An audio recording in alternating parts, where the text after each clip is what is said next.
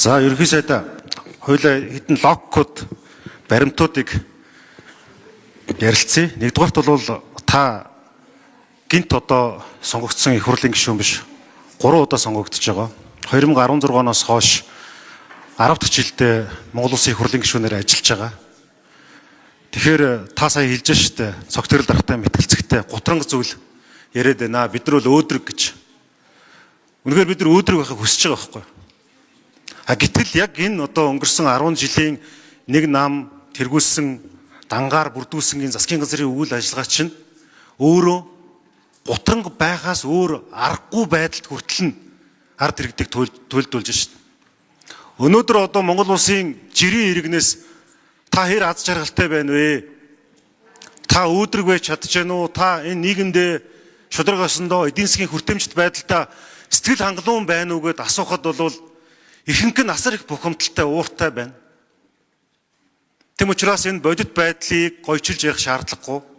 Нэг, хоёрдугаар та сая хэлж штэ. Хариуцлага хувааж өрнө гэж. Өнөөдөр ирээдүйн цаг дээр олон зүйлийг ярьж болох ч гэсэн одоо байгаа зүйл дээр шийдэмгий шийдвэр гаргаад явах энэ цаг хугацаа болчихсон өнгөрчихсөн нийгмийн хүндрэл нь ужирчсан байгаа даа штэ.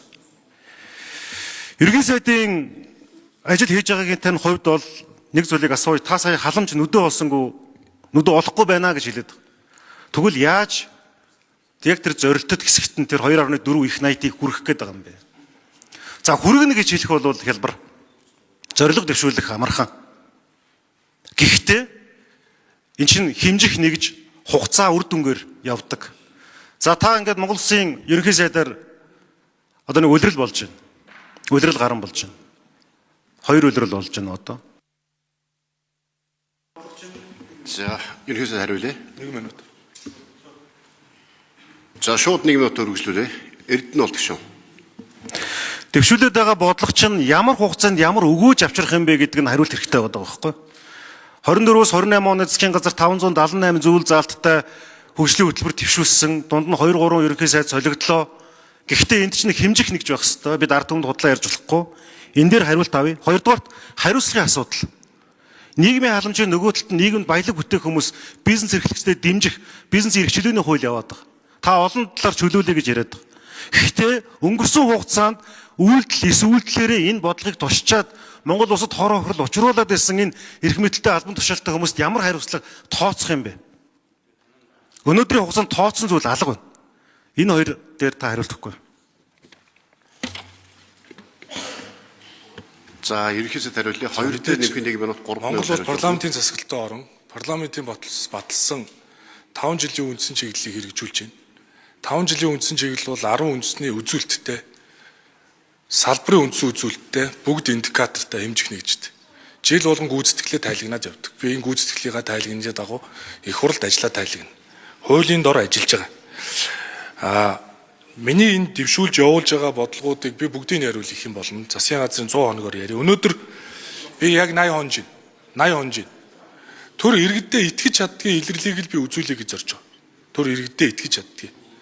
Тийм учраас би бизнесийн эрх чөлөөний хуулийг өргөн мэдүүлсэн. Бүтэн жил ажилласан. 100 хууль байгаа. 100 хуулийн өөрчлөлтийг өргөн мэдүүлсэн. Би энэ хуулийг батлагдсны дараа 41 тусгай зөвшөөрлийг энгийн зөвшөөрөл рүү шилжүүлнэ.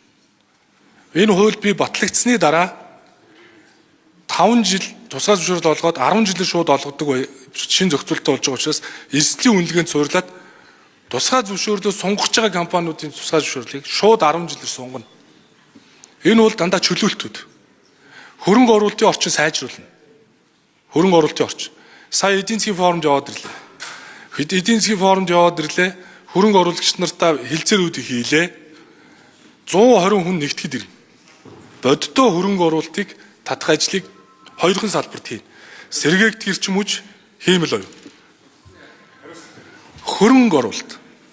Хариуцлагын тогтолцоогоо бол би хэмжих нэгжээрээ та бүхэн тайлагнаад их хурал дээр явж байгаа. Түүнийхээ дагуу хариуцлагыг шат шатанд нь хийгээд л явж байгаа. Зүгээр энэ батлагдж байгаа хуулиар бол тендер бол хиймэл оюун руу шилжиж байгаа. За төрийн өмчт компани бараг хэдэн жил чинь батлаагүй хууль гарснаар авилгын индекс том хувь нэмрээ оруулна. За ингээд засаглалыг хараат бус байх арга хэмжээнүүдийг авч байгаа.